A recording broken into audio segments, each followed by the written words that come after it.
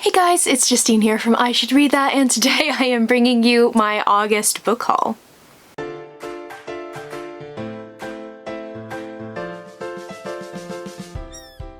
So this turned out to be a bigger book haul than I had anticipated for a number of reasons.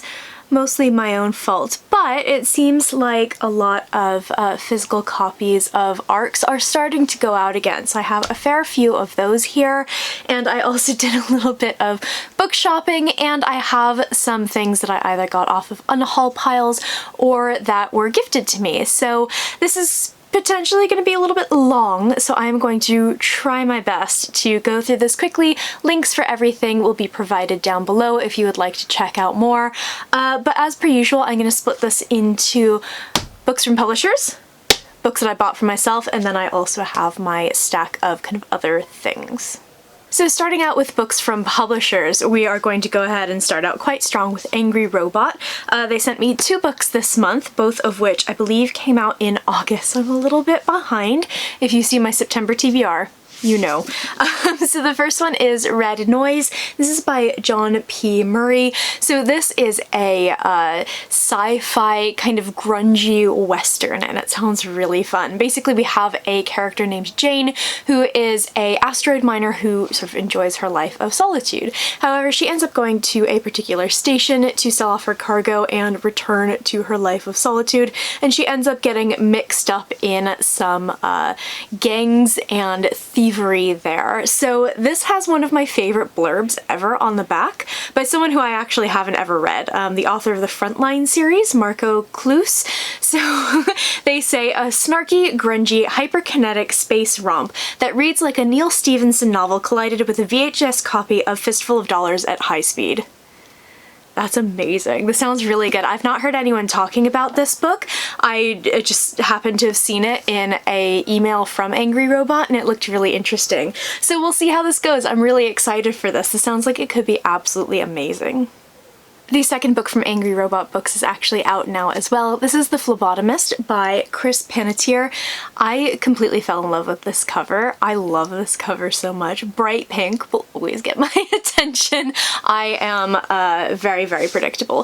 So this sounds really interesting. This is a sort of dystopian novel, and it follows a world in which after a kind of huge war, the government implemented this thing called the Harvest, which is basically a mandatory blood draw, and the more you kind of give in the harvest, the more you get in return as rewards from the government. So this ends up sort of segregating society by blood type, which is really interesting, and we follow a reaper who's someone who draws blood for the government, and she ends up uncovering a incredible secret. This sounds great. This sounds really, really good. It totally caught my eye. It sounds like something I will really, really enjoy, so I'm hoping to read this soon.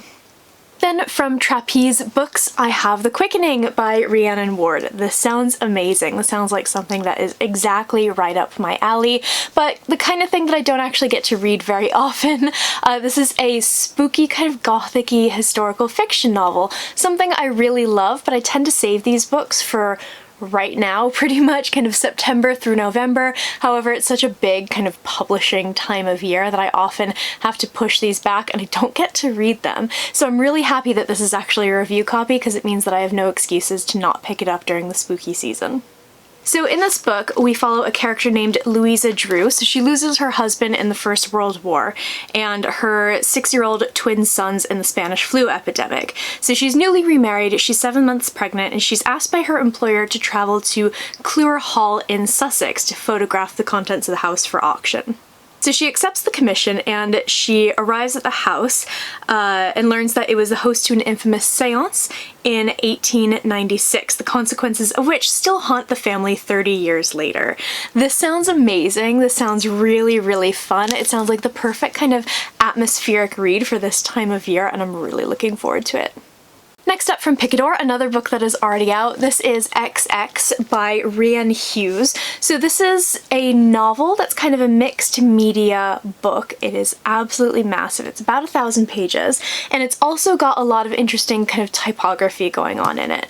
So this seems like quite a complicated book. It weaves together a lot of different things, but it's a science fiction novel, and I believe it is a story of first contact and the story of a science fiction writer who may have kind of predicted this sort of thing happening.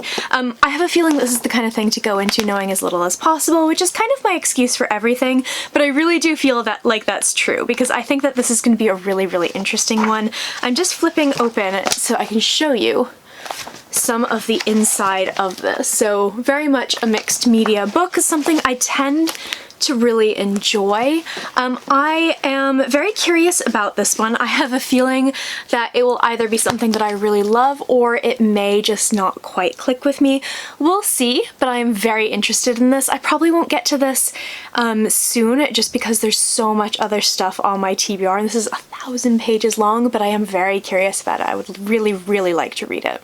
From Bloomsbury-Raven, we have one of my most highly anticipated books of the year. I am so thrilled to have The Devil and the Dark Water by Stuart Turton in my book haul this month. So this is the follow-up novel, a total standalone, but a follow-up novel to The 7 Deaths of Evelyn Hardcastle, which was his debut. I believe it was The 7.5 Deaths of Evelyn Hardcastle in the States, which is a weird, bizarre, genre-defying, mind-bending book, and I really, really enjoyed it. So I have been very curious to see how he is going to follow up a book like Evelyn Hardcastle, because it was pretty out there, and I think that this sounds like it's going to be great. So I have not looked into this a huge amount because I think that his books, if you read the explanation, you're just going to get more confused because they are really weird and twisty. But basically, this book takes place, I believe, in the 16th century, and we follow a detective and his kind of companion, and they're on a ship. The detective is imprisoned, and I believe the companion has to team up with a young woman, and they're solving crimes, doing stuff, but there's also potentially a demon on board this ship. I'm very curious to see how this is gonna go. I am very excited for this. I think that he's a fantastic writer. Evelyn Hardcastle is one of those very rare books where even if you didn't love it, you kind of have to admit how incredibly well thought out and plotted and just weird and wonderful it was. So this is one I cannot wait to read. This is very high on my list of priorities for the month of September. I'm so pumped. I'm so excited. I will probably end up doing a full review of this book when I do get around to reading it, so stay tuned for that. This next book is not out yet as of the filming of this video, but it comes out very soon in early September in the UK. This is Star Daughter by Shweta Thakrar. This sounds lovely. This sounds like a really, really fantastic book. I'm a little bit iffy on YA.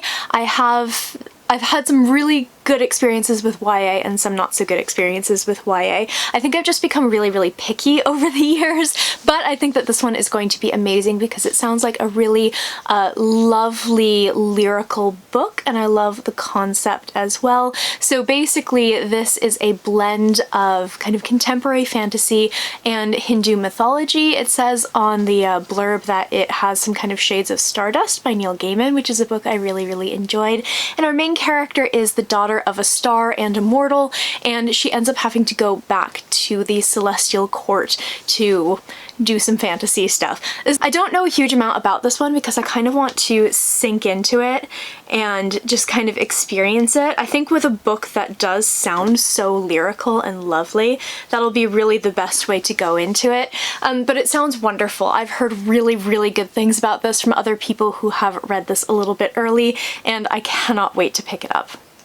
And the last book that I received from publishers is from Tor Books. I talked about this in my wrap-up because I did read this in the month of August. This is The Doors of Eden by Adrian Tchaikovsky. I'm not going to say a huge amount about this because all of that is in my August wrap-up, but you can go ahead and check that out in the link above. But this is a science fiction novel from him. He's one of my favorite science fiction writers, and this was just absolutely fantastic. It deals with evolutionary biology, it deals with parallel universes, multiple versions of Earth, and it has his kind of signature weirdness with like dinosaurs and birdmen and spacefaring trilobites. Like, it's just fantastic. I think this is a really good place to start with his books because a lot of it takes place in London in the contemporary day, and I think it's just a really, really fun ride. It's super pacey, and it was just really, really good fun. I talked a little bit about some maybe touchy things that are in this book in that wrap-up, so if you are curious, you can go ahead and check that out.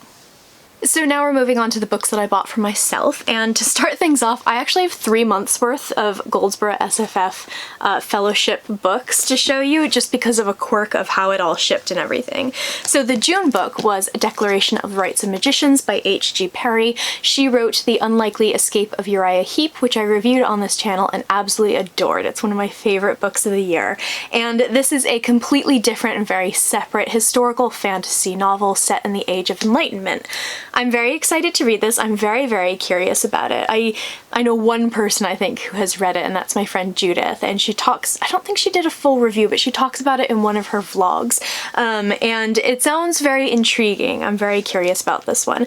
It's quite complex and complicated. It goes into the history of the UK and Europe and Haiti, and it sounds like it could be a really, really good one. I'm very curious about this. The July book for Goldsboro was The Story of Silence by Alex Myers. So all of this blue is pink in the kind of regular edition, but the Goldsboro one is this kind of like really nice turquoise color, which I really love. I'm very much a pink person, but I'm very happy with this. I think this looks great. So basically this is like a retelling of kind of like a French chivalry tale, and it follows a character who is named Silence. So they are the daughter of Lord Cater, who is someone who's hoping for a boy to kind of carry on the family name, and he hides his daughter away to be raised as a boy so that the family land and honor can be intact. And Silence ends up kind of questioning the restrictions of gender and class placed upon them and has dreams of knighthood. So Silence sets out to define themselves.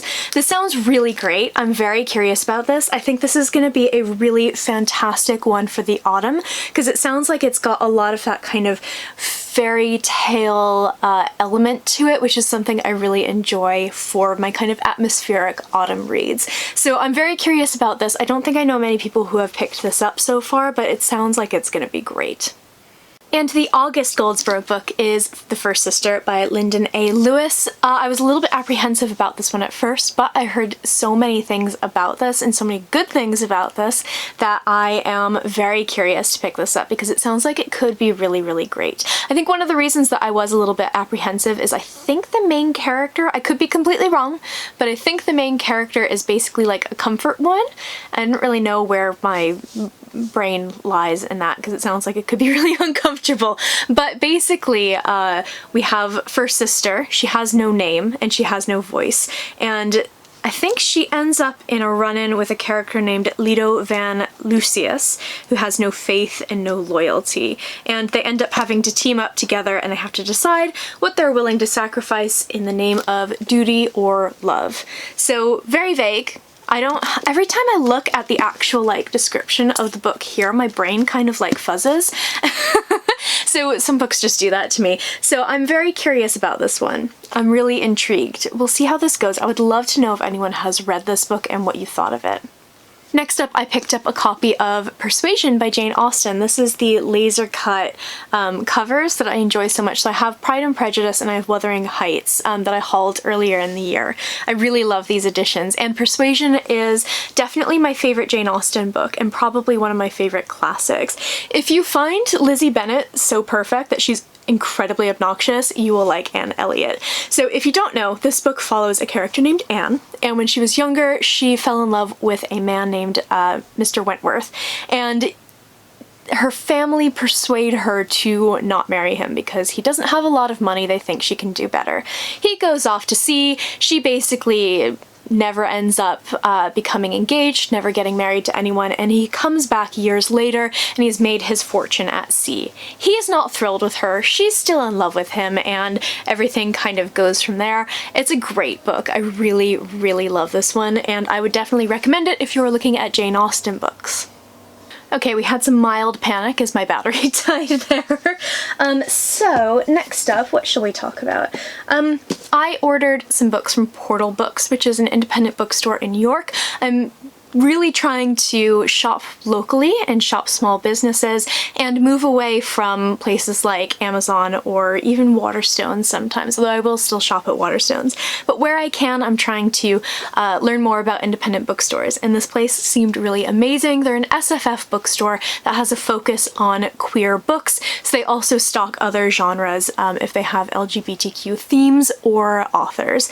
So I picked up 2 books from them, the first being The Care and Feeding of Waspish Widows by Olivia Waite. This is the second book of hers that I'll have read. Her first, I don't know if it was her debut or not, but her first book was The Lady's Guide to Celestial Mechanics, which was fabulous. It was so, so good. And it was my first sapphic romance novel that I've ever read.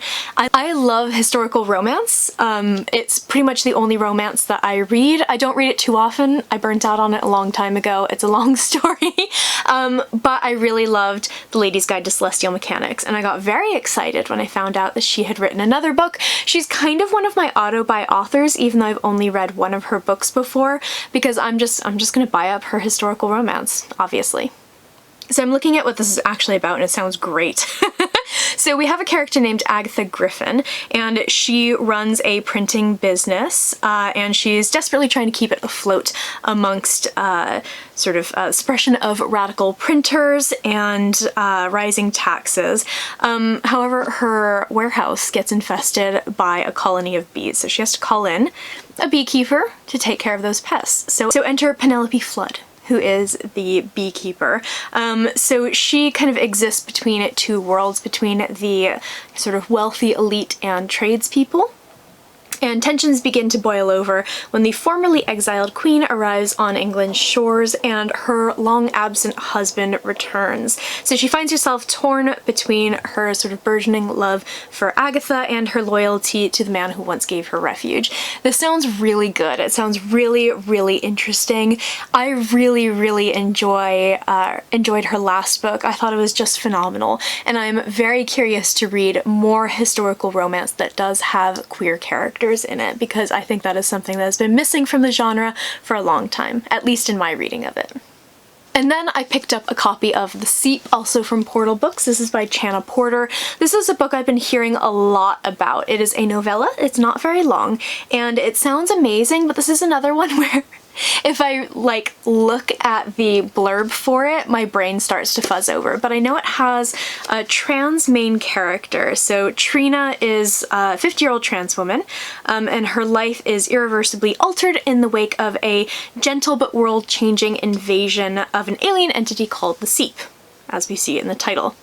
So through the Seep, everything is connected, capitalism falls, hierarchies and barriers are broken down, and if something is imagined, it is possible. So her wife, Diba, sort of live blissfully until Diba decides she wants to imagine what it's like to be reborn as a baby, giving her a chance for a better life, so she leaves. So heartbroken and deep into an alcoholic binge, Trina follows a lost boy that she encounters, and she sort of embarks on this quest to save him from the Seep, but she ends up confronting one of its most avid devotees and the terrifying void that Diba, her wife, has left behind. This sounds so complicated. This is one of those books where I feel like I'm not gonna sort of get what's going on until I actually read it, but it sounds great. It sounds really, really interesting, and I have heard a couple of things about this one, and what I have heard have been amazing. A few book bloggers have read this, and it looks great. It looks really, really interesting. It looks like the kind of dystopian that I really enjoy. I love the kind of thing where everything looks really rosy on the surface, but really everything is terrible. I don't know why. So next up I have 3 hardbacks.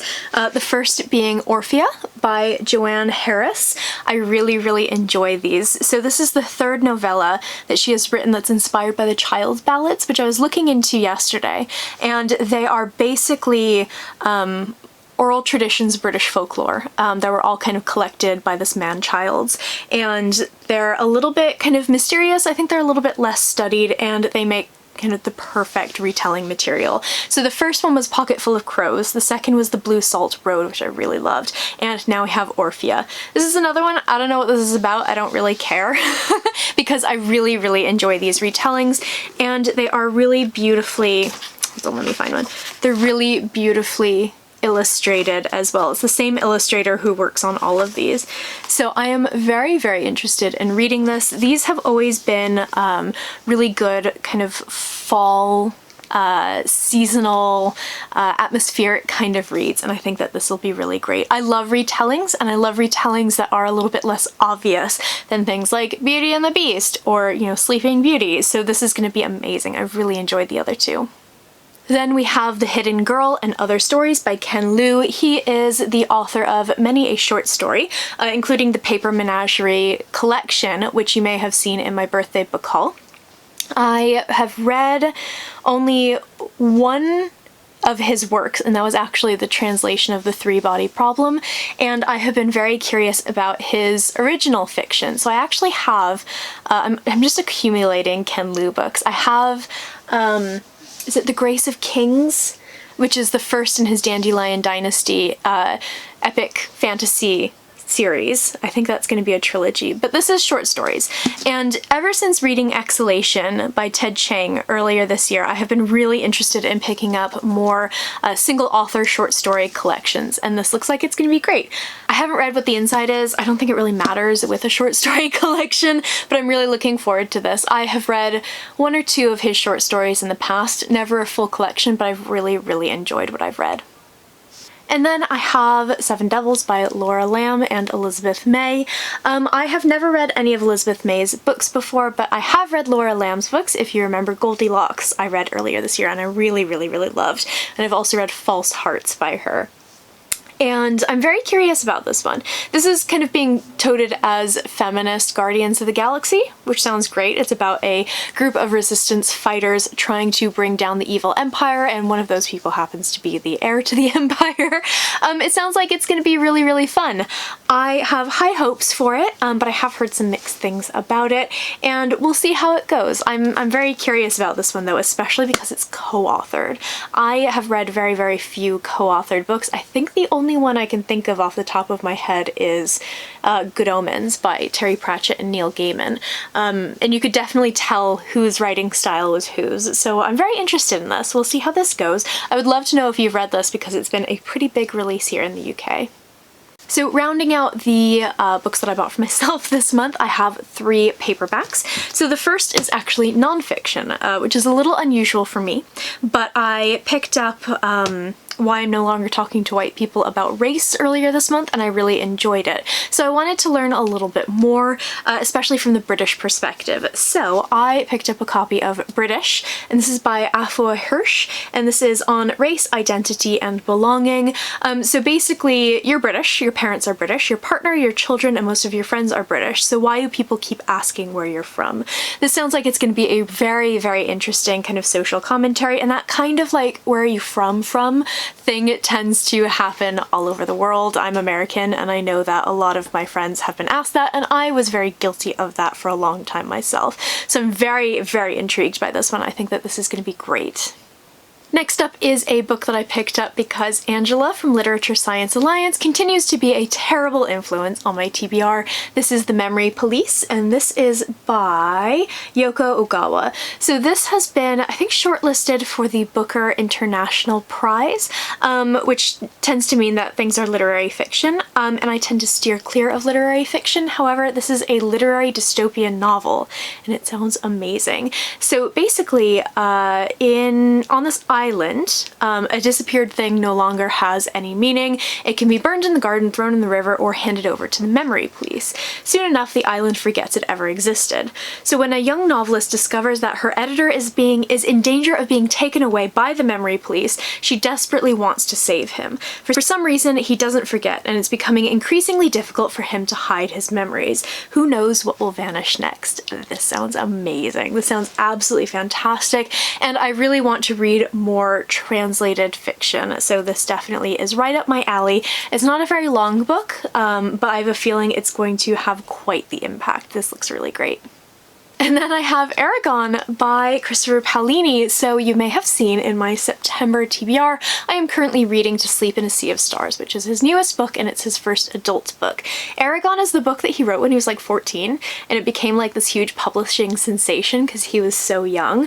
I read this when it came out, so I must have been like 14 as well, or maybe he was 16 and I was 14, somewhere around that age, and I like loved it. This was like perfect preteen Justine reading.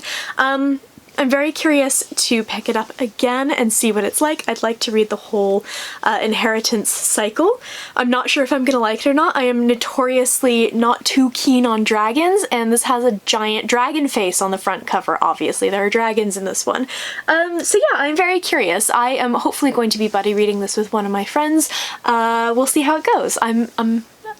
I would be very curious to hear what you guys think, because I think this is a book that has a lot of nostalgia for a lot of people, and it could potentially be one of those ones where you loved it when you were younger and you read it when you're older and you're like, what?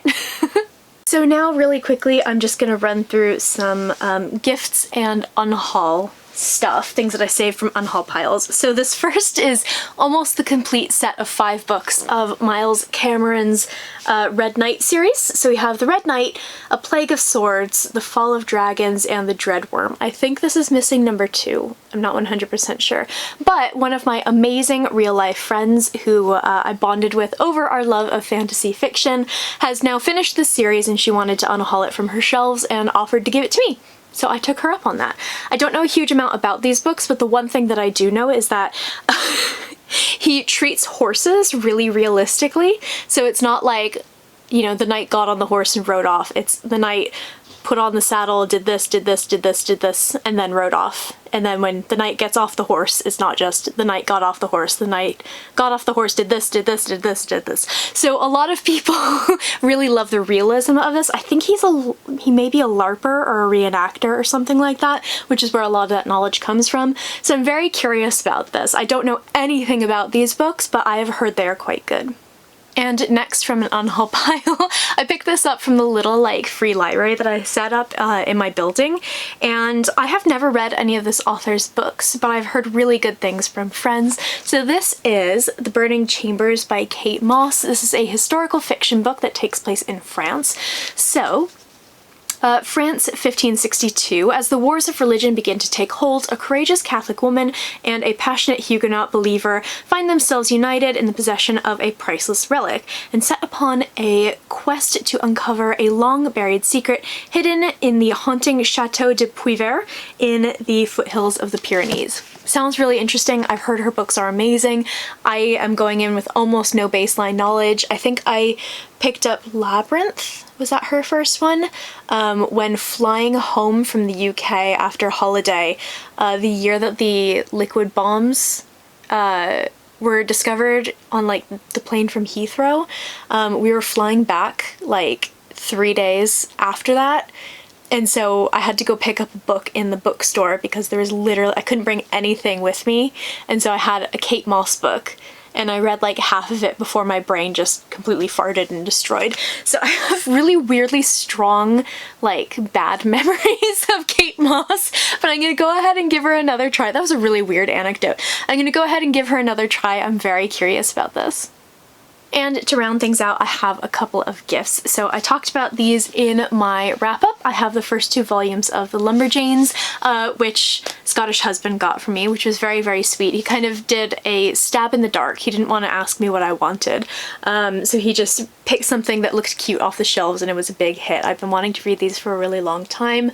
I talk about these in my wrap-up, but basically it's about a group of friends who are at a sleepaway summer camp, but the sleepaway summer camp has like supernatural creatures living in the forest and like witches and all that good stuff. They're very sweet, they're really fun. I am planning on continuing on with this series. And last but not least, I received this gorgeous copy of Sabriel by Garth Nix from my wish list from my friend Amy. So Amy saw that I was feeling really poorly and was feeling very sorry for myself toward the end of the month and very, very kindly gifted me this copy. So huge, huge thank you to Amy. She is a book blogger and I will link her blog in the description down below so you can go ahead and check it out. But I have listened to Sabriel, I think it was last year maybe, and I really enjoyed the audiobook, but I never ended up continuing on with it. So these lovely new editions came out from Hotkey Books earlier this year, and I'm planning on picking them all up and reading the physical copies because this is such a hugely important series for so many people, and I really loved this first book. It's just so, so fantastic. So we follow Sabriel, who is the daughter of the Aporson, who's basically a necromancer who puts the dead to rest, and he disappears and she has to go and find him, and it's wonderful. Really, really fantastic. So again, huge thank you to Amy. I cannot wait to reread this and then finish up the series. So that is it for my August book haul. It's quite a lot of books. I have a lot of shelving that I have to do, but all of these look really, really amazing. I cannot wait to go ahead and get started on them. I have a lot of reading that I have to do, but I think it's gonna be well worth it because all of these books look really great. In the comments below, I would love to know if you have read any of these books, if they're in your TBR, if you have some thoughts on maybe where I should start reading from this particular book haul, and I would love to know if you picked up anything particularly good in the month of August.